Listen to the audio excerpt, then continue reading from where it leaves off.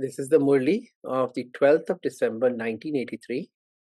The title of the Murli is The Attainment of All Powers Through Concentration.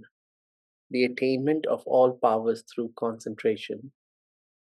Today, all of you are stable in the one pure thought of celebrating a meeting, are you not? Today, all of you are stable in the one pure thought of celebrating a meeting, are you not? So, meeting with whom? God Himself. And so, let's hold that one pure thought. We are here to meet with God, a rendezvous with God. All have the one thought at the same time. This power of one concentrated thought is extremely elevated.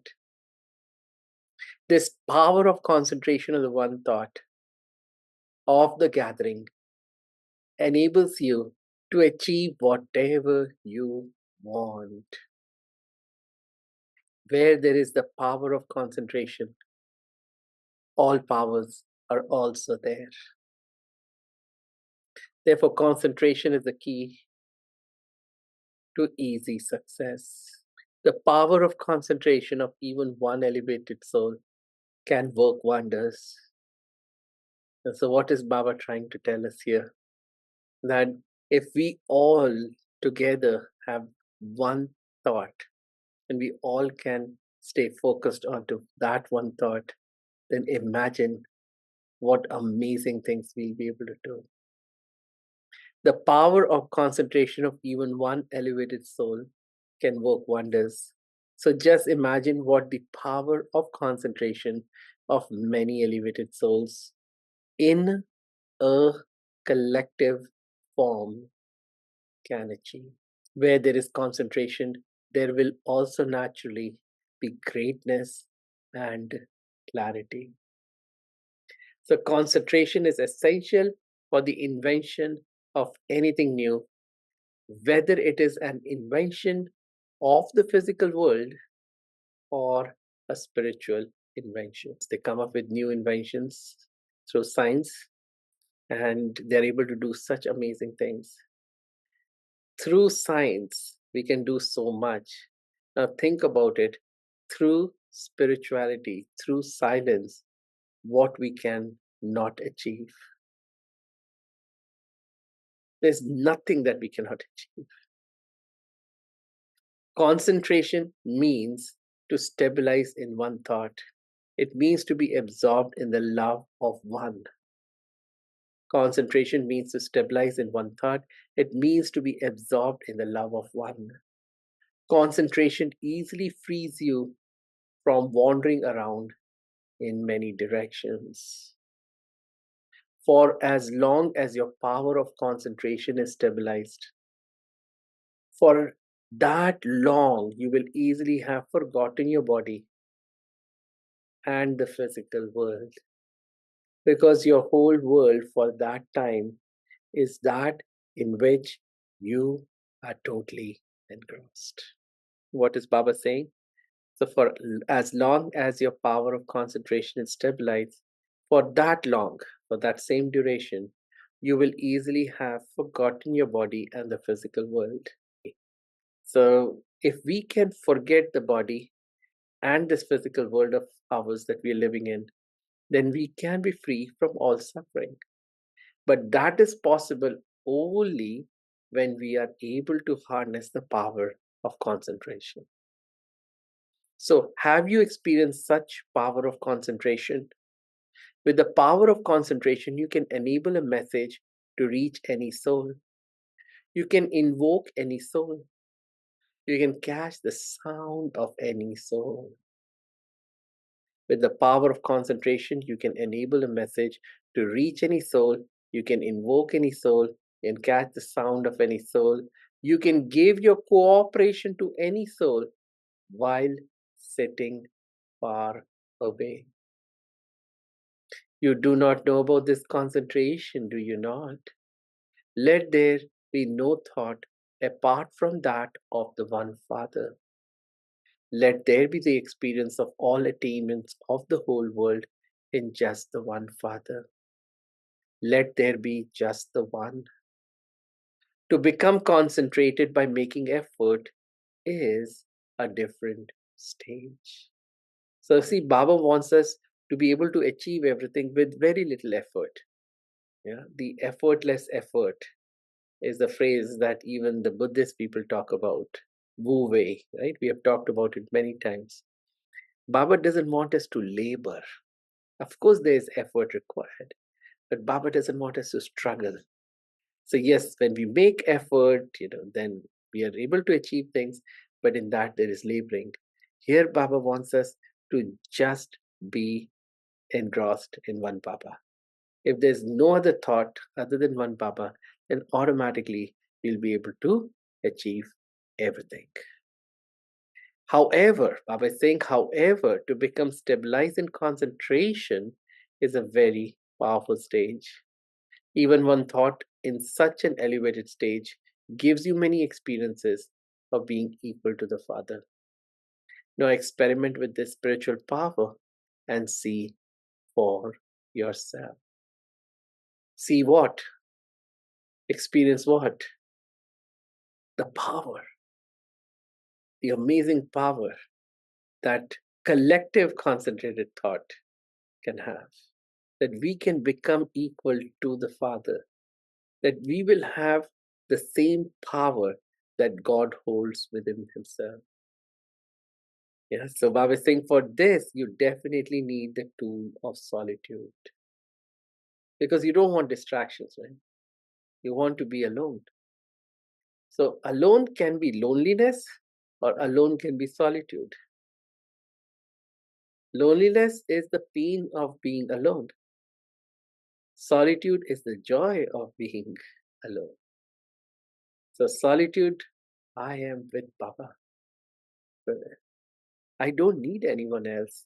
In fact, the presence of the other person will be a hindrance for us. But again, the next step is to learn to be with everyone, yet be in solitude. You see, many people say that they are in a group, they are in a crowd, they are in a party, but yet they feel lonely. They are not really alone, and yet they feel lonely.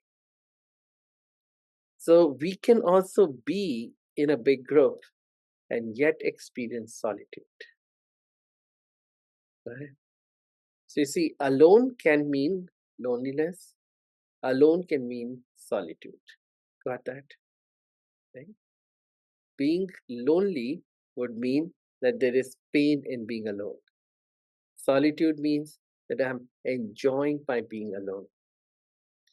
Now, you could be not alone and yet feel lonely.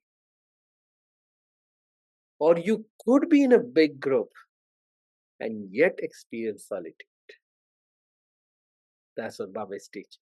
So when you practice this, then in the final moments, when there is upheaval in all directions, when you become lost in the depths of one, you will then experience solitude in the midst of upheaval. That is, you will experience stability. Although there will be a lot of chaos around you, pandemonium is another word in English that people use. Chaos, pandemonium. But yet you will be stable. You won't be shaken. That's what Baba is telling us. So, however, this practice is needed over a long period of time. It's not going to happen instantaneously. And Baba oftentimes tells us that many times we try to postpone our efforts, procrastinate our efforts. I'll do it tomorrow. I'll do it later. What's the big deal? I'll do it at the end. But no, then it won't work. We have to start making effort now because only when we have made effort over a long period of time can it really help us in those moments of chaos, especially at the end. However, this practice is needed over a long time, for only then will you be able to experience yourself to be in solitude, even though there may be many types of upheaval all around you.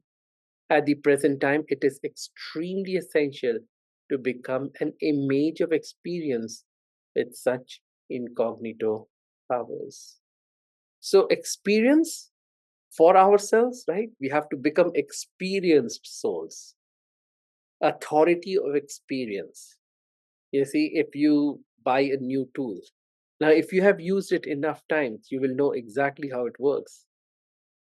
And if you put it in a wrong way, then you would know that you could actually destroy the screw or whatever else you're working on. You need to be able to use it. You must have used it enough times to know how it works. So that is being an authority of experience. And then what happens after that is then you can become embodiment of experience for others. So let's say somebody comes and borrows the tool from you. Then you can say, hey, be careful. If you use it in this way, then you can actually damage your screw. Or you could even get hurt. So use it in this way. So you are able to give experience to others apart from becoming an embodiment of experience for yourself. So, in fact, there are three things in this. You become an embodiment of experience for yourself, so you know how to use it for yourself. You are able to teach that to others so that they also can use it in the best possible way. And the third is you actually start creating experiences for others. So people look at you and, like for example, even if you don't give that tool to someone, you can fix other people's cars or whatever else is needed and give it to them. So you can bring happiness into the lives of others. You see, multiple levels of benefit happens when we become embodiments of experience. Yes. So at the present time, it is extremely essential to become an image of experience with such incognito powers. Even now, all of you consider yourselves to be very busy, but you are still free at present. As you make further progress, you will get even busier. Therefore, at present, you can practice and make spiritual endeavor for yourself in many different ways. Whatever time you can make for yourself, always use that in a worthwhile way to practice this for yourself. So, whatever time we can take out, it's important that we do that. We don't waste any time. That's what Baba is reminding us in this Murli. Day by day, due to the atmosphere, there will be more emergency cases. So you see, even for us, it is getting more challenging. So for you right now, see yourself wherever you are. So if you have X amount of time right now, how much time will you have tomorrow? X minus 2, right? A little bit less than what you have now. So that's why Baba always says it's now or never. If we procrastinate our efforts for tomorrow, then tomorrow will be worse than today. At present, you give them medicine quite comfortably. Later, however, because of the emergency cases, you'll have to deal with more cases in a short time and with less power. Since you issue the challenge that there is only one hospital for the world where you can become free from disease for all time, where will all the diseased people from everywhere go? There will be a line of emergency cases. What will you do at that time? Oh, I don't have time. I don't have time. No, we can't say that at that time. What will you do at that time? You'll give them the blessing of being immortal, will you not? With the oxygen of self practice, you will have to give them the breath of courage. That's what doctors do, right? The EMT people, the doctors, if somebody is not able to breathe well, having lung issues, then what do? We give them oxygen so that they can breathe freely, breathe better. So, our self practice will be the oxygen for them that will help them breathe better, that will bring them courage. Think about it.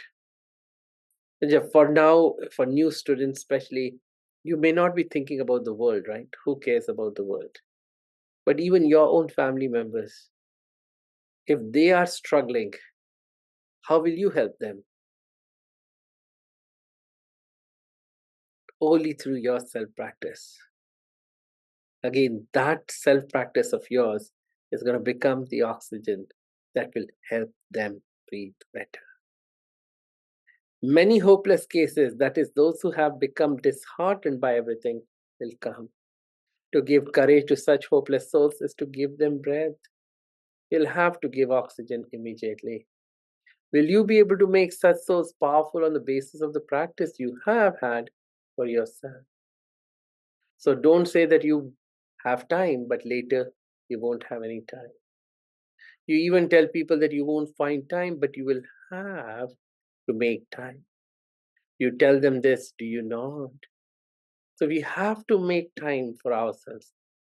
We have to create time for ourselves. Just like we tell others, oh, you should meditate. They say, oh, we don't have time. So what do we tell them? We have to create time. But we can't just talk the talk and not walk the walk. And then we will become pundits. What do we have to do? We have to practice the same thing. We can't say we don't have time and then tell people that, oh, you have to create time. So I was saying, therefore, for self practice too, don't say that you will practice if you have time. You will have to make time. One special method has continued from the beginning of establishment. And what is that? To fill a lake drop by drop. This is the method to adopt for time too. By practicing this for whatever time you have, you will become an ocean, an embodiment of all types of practice. So, what is Baba reminding us to do? Is take any moment you have, even if you have 5 minutes, use that in a worthwhile way. Remember Baba, stay in focused attention of what you need to do. So, that period of 5 minutes, although it is very small, is going to help later on. So you see, drop by drop, the ocean will be full. One drop at a time, 1 second at a time, 1 minute at a time. Baba is wanting us to be in Baba's remembrance. Make effort, small, small increments, baby steps. Even if you just have a second, forget about 5 minutes. Even if you just have a second, keep accumulating them for your practice. Just imagine how much you will accumulate even second by second. If you collect all of that together, it would even make half an hour.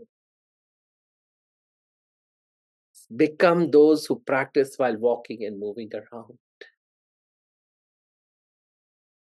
Just as a chatrak bird is thirsty for every drop, in the same way, if you chatraks who practice for yourselves, use every second to practice this, you will become embodiments of that practice. Every moment we try to make this effort for ourselves, one day we will become embodiments of that practice. Tiny increments. Sometimes when there is avalanche, or landslides, if you have the right strength and the right tools, then you can dig yourself out, but also you can help others who are under the ground too, under the avalanche. In fact, if we are doing the efforts when everything is good, then the bad won't come. The problems won't come actually. In the ancient times when people used to attack each other, so they would say that during the time of peace, when nobody is attacking you, it's not really time to rest. It's time to reinforce your castles. So if your castle becomes stronger, the walls become higher, then it's very possible that the enemy may say, oh, this castle is almost indestructible. Let's not waste time trying to attack this castle, this kingdom. That's what Baba's teaching us, that if we make a lot of effort now, then we won't be into this retroactive, reactive mode. It's a very proactive approach to life. That even before the problems come, we meditate. I know the first time we come to Baba, there is always some problem that brings us to Baba. So thank you, problem that brought us to Baba. Either it is relationship problems or job, finances problems, or it could be health related issues. Something or the other brings us to Baba. So that's good. But we can make such good effort now that everything is going great that the next set of problems never come to us. The oxygen of self practice will give other people the breath of courage. There is something called a Sorites principle. Have you heard that? Sorites principle. So, Sorites is a Greek word. It means a heap of sand. It's a philosophy in itself. But what it really means, that boon boon se ghada badta hai. That little effort can lead to a big change in the future. Incremental improvement leads to disruptive innovation in the future. You see? So, what it means is that let's talk about a heap of sand. So, one heap of sand is made of tiny grains, right? Infinite number of tiny grains, right? Numerous tiny grains, almost impossible to count them. Right? Now, let's say you take out one grain of sand out of that heap. Will that heap remain a heap or will become something other than the heap? It will remain a heap, even if you take out one. Let's say you take out second grain, it'll still be a heap. Third grain, still be a heap. At what point will a heap of sand not remain a heap of sand? Which number grain? We can't really tell. Now, similarly, let's look at it the other way around. So, can you call one grain of sand a heap of sand? No. Two? No. Three? No. Four? No. So, at what point can these grains of sand be called as a heap of sand? We can't say. Suddenly, with a grain of sand, you start calling it as a heap. So now you take the example that we have heard for many years in our Hindu scriptures or Indian scriptures. Then boon boon se ghada badta hai.